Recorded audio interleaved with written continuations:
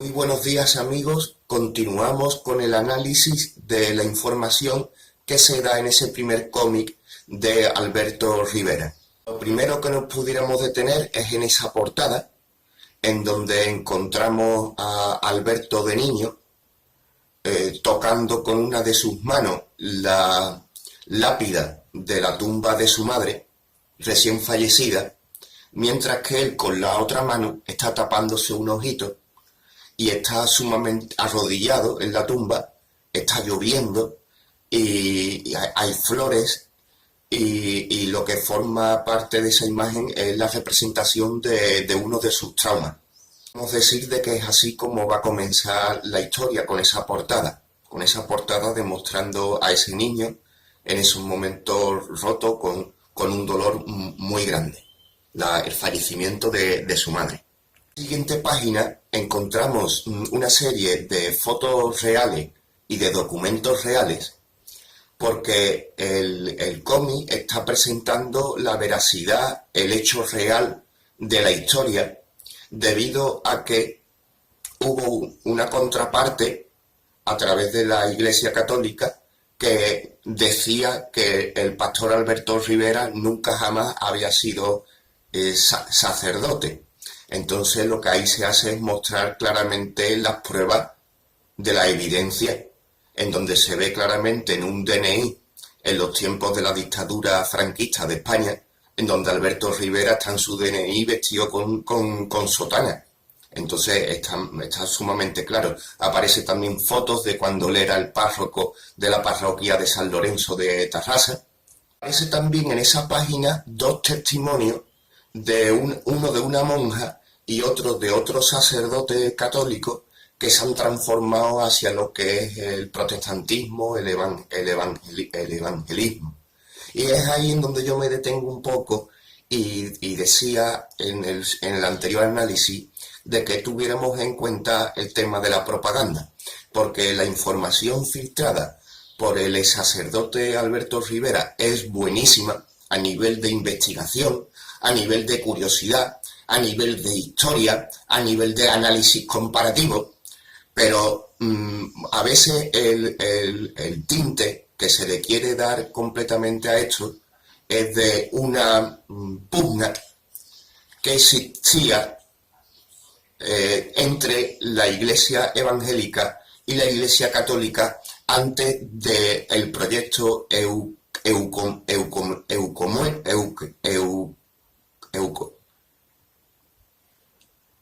ecumenismo, antes del ecumenismo, que es un movimiento en donde el sacerdote Alberto Rivera participa abiertamente.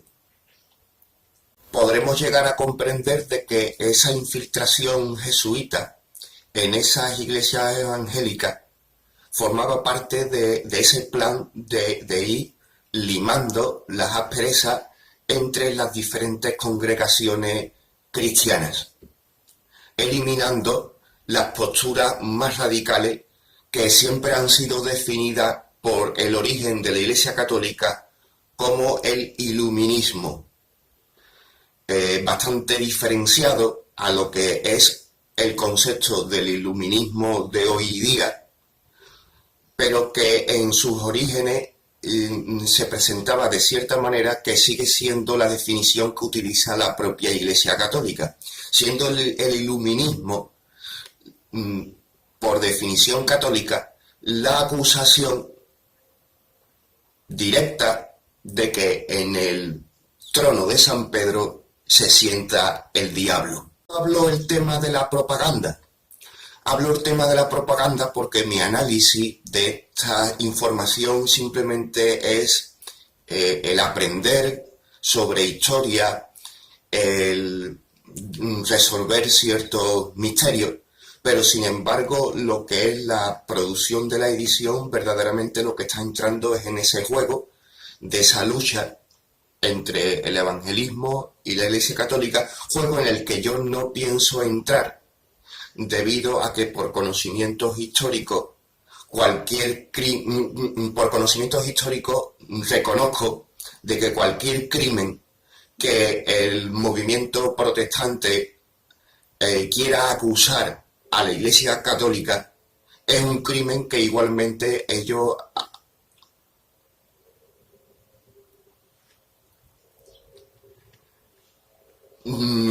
Todos los crímenes que la Iglesia evangélica acusa a la Iglesia católica a lo largo de su historia, ellos igualmente lo han cometido. Y cuando hacemos un análisis comparativo, vemos que en montones de ocasiones, como en las matanzas de las brujas de Salem, por ejemplo, pues vemos que no se pueden revestir ellos de esa ausencia de maca, de esa ausencia de pecado. El que esté libre de pecado, que tire la primera piedra. Y con respecto a los abusos de control mental que se dan en una congregación y en otra, pues creo que son técnicas retroalimentadas. Unos aprenden de los otros. De igual manera, a mí que me gusta mucho el concepto de libertad, veo atroz de que cuando comienza el movimiento evangélico existiese una profunda persecución hacia ellos en los territorios católicos, pero que con el tiempo en los países que se volvieron protestantes y evangélicos, como por ejemplo Inglaterra, Alemania o Holanda, pues de igual manera se persiguiera con la misma violencia, o a veces incluso peor, a la población católica en esos lugares. O sea, no veo yo de que la Iglesia protestante de Lutero tenga capacidad moral para acusar a la Iglesia católica de crímenes históricos relacionados con la violencia. Las persecuciones que se hicieron en Inglaterra hacia la población católica son igual de cruentas que las que se hicieron, por ejemplo, en España al movimiento evangélico a finales de la Edad Media. En la primera página se ve de una forma muy directa, están explicando de que la madre de Alberto tenía ilusión de que uno de sus hijos fuese sacerdote y le tocó a Alberto, y comienza la historia en un colegio de los jesuitas, la madre llevando al niño para que empiece a estudiar de sacerdote, y lo primero que se ve es un trauma, el típico trauma que se pasa muchas veces cuando los niños son llevados al colegio y empieza esa forma de que el Estado empieza a arrancar de la familia el fruto del vientre de la madre. Y es ahí lo que se está viendo de que el niño no quiere despegarse de la madre, está agarrada a sus piernas, está llorando, porque no quiere despegarse de su familia y entrar en ese colegio de cura. Lo siguiente que se ve en la siguiente página es cómo han pasado una cierta cantidad de años y vienen familias de la madre de Alberto Rivera al colegio avisando al jefe de allí, al padre superior o lo que sea, de que avisen a Alberto porque quiere la madre verlo porque se está muriendo. Y encontramos ya ahí, después de unos años, al mismo niño que lloraba agarrado de las piernas de su madre porque no quería despegarse de ella, pues lo encontramos ahora agarrado a las piernas de un sacerdote al que le llama padre y le dice abiertamente de que no quiere visitar a su madre que está a punto de morir porque a partir de ahora ya su madre es la Santísima Iglesia Católica. En esa página vemos un claro ejemplo de la sustitución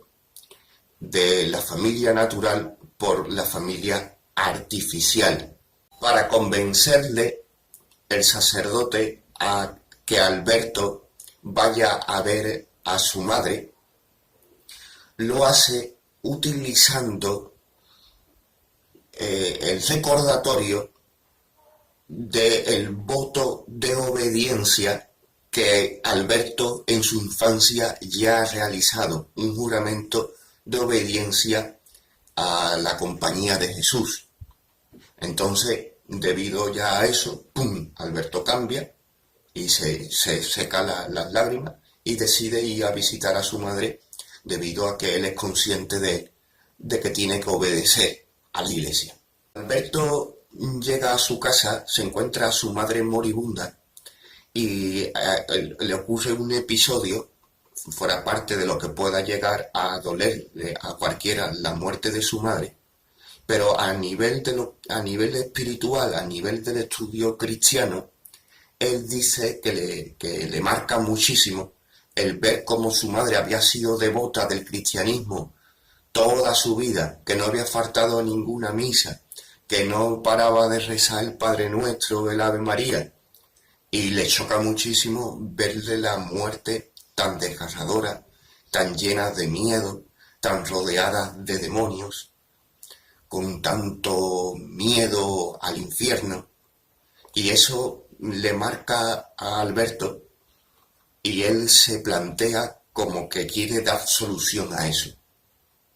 Quiere dar solución a lo que acaba de ver. No llega a comprender cómo una persona que amaba tanto a Jesucristo estuviera con tantísimo miedo al principio. Se acaba dando cuenta de que la religión que estuvo siguiendo su mamá verdaderamente como que ni la preparó ni le enseñó prácticamente nada. El episodio ya lo pone Alberto Rivera como la semilla de su despertar y hacia la verdadera fe, cosa que yo también voy a criticar porque no creo que nadie deba de agarrarse a decir, no, esta es mi fe. Los cómics de Alberto Rivera han sido muchas veces utilizados como un arma en una dirección u en otra. Se han hecho análisis en un sentido o en otro. Y yo fuera parte de que voy a analizar todo el sistema de control mental que él denuncia y toda la buena información histórica que custodia el Vaticano y que él tuvo acceso, pues sí que lo voy a llevar al análisis. Pero a veces también me voy a detener en lo ridículo que es el enfrentamiento, la acusación, lo que dicen unos y otros a las espaldas de ese saludo que se dan por las mañanas. Me estoy refiriendo a las diferentes congregaciones cristianas. También me voy a detener a veces ahí, porque me es llamativo, me hace simplemente gracia, entre comillas, escuchar y saber lo que los católicos piensan de los evangélicos, lo que los evangélicos piensan de los católicos, lo que ambos piensan de los testigos de Jehová. Es al menos curioso que cómo actúan a la hora de su encuentro y qué es lo que a veces se dice detrás.